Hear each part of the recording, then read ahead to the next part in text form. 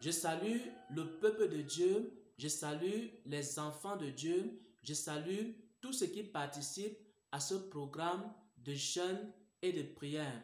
Bien-aimés, je viens ici partager un enseignement.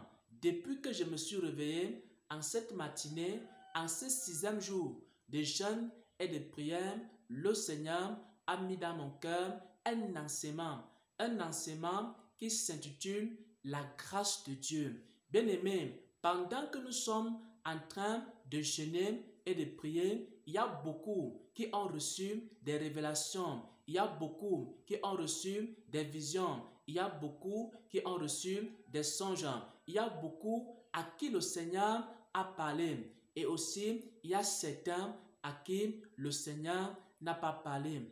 Pourquoi est-ce que, rendu au 6e jour de jeûne et de prière, Dieu a beaucoup parlé à certains, mais il n'a pas beaucoup parlé à d'autres personnes?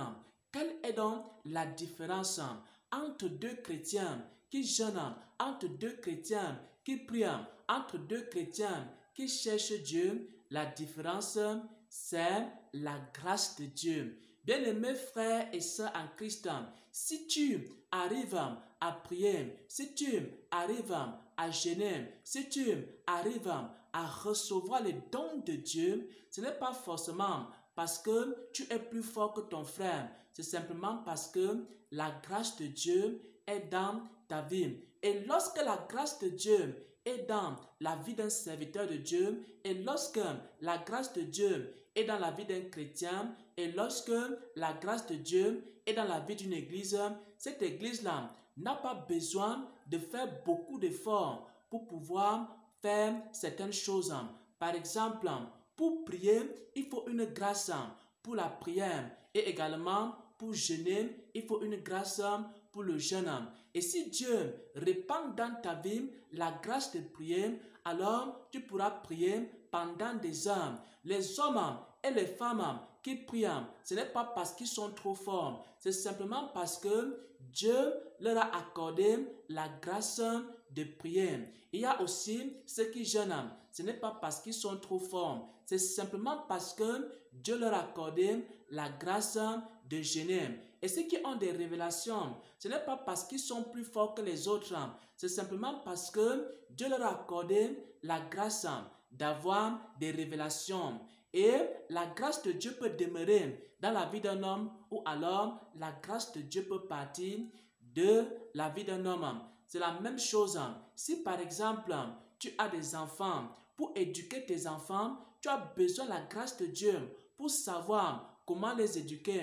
Également, dans tes relations, dans ton foyer, tu as besoin aussi de la grâce de Dieu. Une femme qui n'a pas la grâce de Dieu, elle va finir par mal répondre à son mari, et un mari qui n'a pas la grâce de Dieu, il va finir par maltraiter sa femme. Et si tu as des problèmes dans ta vie conjugale, alors demande la grâce de Dieu. Si tu as des problèmes pour prier, alors demande la grâce de Dieu. Si tu as des problèmes pour recevoir des visions et des songes de Dieu, alors demande au Seigneur la grâce de recevoir des songes et des visions. Et si par exemple, tu es quelqu'un de colérique, demande au Seigneur la grâce de maîtriser la colère qui est dans ton cœur. Quel que soit ce que tu veux faire dans ta vie, tu as besoin de la grâce de Dieu. Dieu t'a donné des révélations et tu veux partager ces révélations-là. Tu as besoin de la grâce de Dieu. Même pour enseigner, il y a une grâce. Tu as besoin de la grâce pour enseigner la parole de Dieu. Si Dieu t'a appelé pour enseigner sa parole, tu as besoin d'une grâce. Lorsque Dieu te donne la grâce d'enseigner la parole de Dieu, tu n'as pas besoin de forcer. La parole sort de ta bouche à cause de la grâce de Dieu. Tu n'as pas besoin de chercher les mots. C'est simplement la grâce qui fait tout le travail.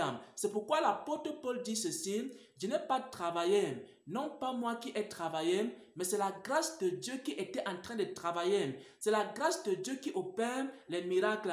C'est la grâce de Dieu qui fait que lorsque tu pries pour les malades guérissent. Parce que tu as cette grâce-là de prier pour les malades et les malades guérissent. il y a une grâce également dans tous les domaines de la vie, même dans la sanctification. Pour que quelqu'un se sanctifie, il a besoin d'une grâce. Et cette grâce-là lui permet de se sanctifier sans problème. Pour que quelqu'un puisse donner, pour que quelqu'un puisse faire de libéralité, il faut aussi la grâce. Il y a certaines personnes, pour donner aux nécessiteux, pour donner aux pauvres, pour donner aux malheureux, c'est très difficile. Il y a d'autres qui ont la grâce de donner. Lorsqu'ils donnent, ils donnent avec joie. C'est facile pour eux de donner. Il y a une autre personne, pour qu'elle puisse donner, c'est comme si tu lui déchirais le cœur pour donner quelque chose à une personne qui souffre.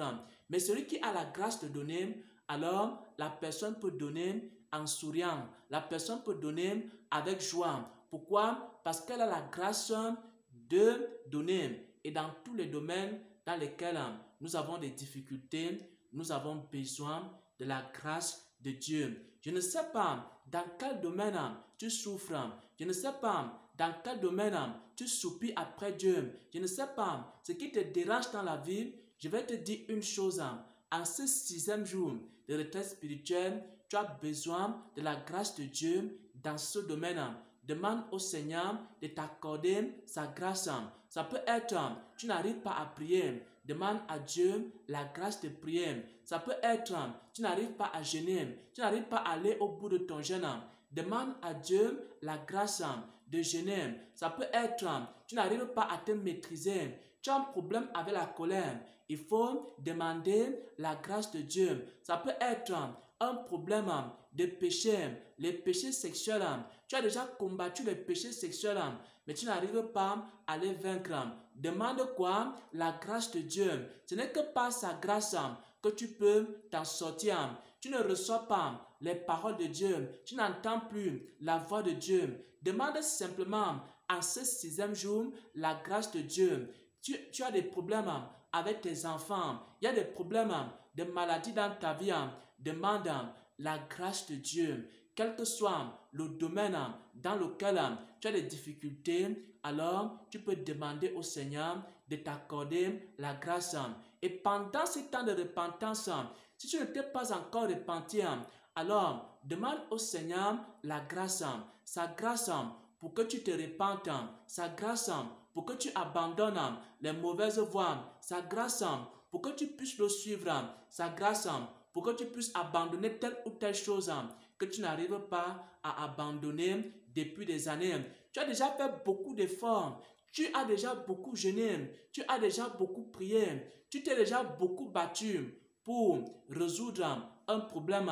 Mais ce problème n'est pas encore résolu dans ta vie. Tu as besoin d'une chose, la grâce de Dieu. Dieu résiste aux orgueilleux. Il fait sa grâce aux humbles. Va humblement devant le Seigneur et dis au Seigneur, Seigneur, je n'y arrive pas. Seigneur, je n'arrive pas à faire ceci. Seigneur, je n'arrive pas à faire cela. Seigneur, voilà, depuis des années, je combats contre telle chose. Et Seigneur, accorde-moi maintenant la grâce. Mes efforts ont été vains. Mes propres capacités ne me permettent pas de résoudre ce problème. Ça fait des années et des années que je lutte. Maintenant, Seigneur, je viens à toi fatigué. Je viens à toi épuisé. J'ai besoin de quoi? J'ai besoin de ta grâce.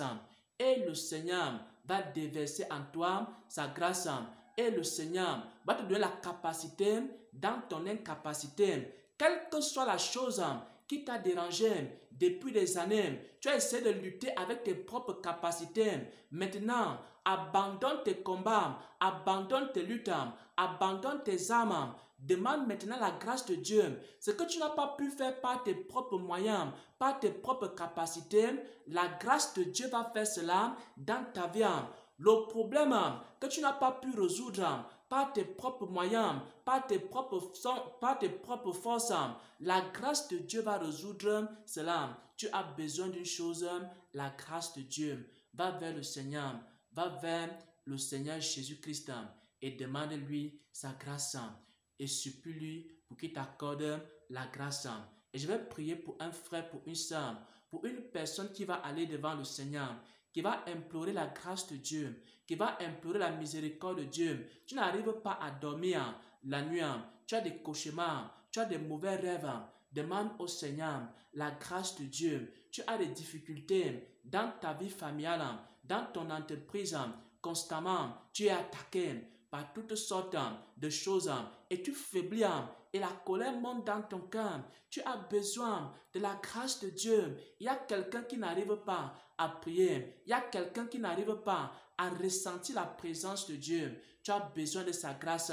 Tu as essayé de faire des efforts par ta propre force pour ressentir à nouveau la présence de Dieu. Mais c'est difficile, c'est complexe. Tu as besoin de la grâce de Dieu. Va simplement devant le Seigneur. En cette journée, demande au Seigneur sa grâce. Seigneur, donne-moi ta grâce. Seigneur, accorde-moi ta grâce. Et Dieu va déverser sa grâce dans ta vie. Au nom de notre Seigneur et Sauveur Jésus-Christ, j'ai ainsi prié. Amen, amen, amen.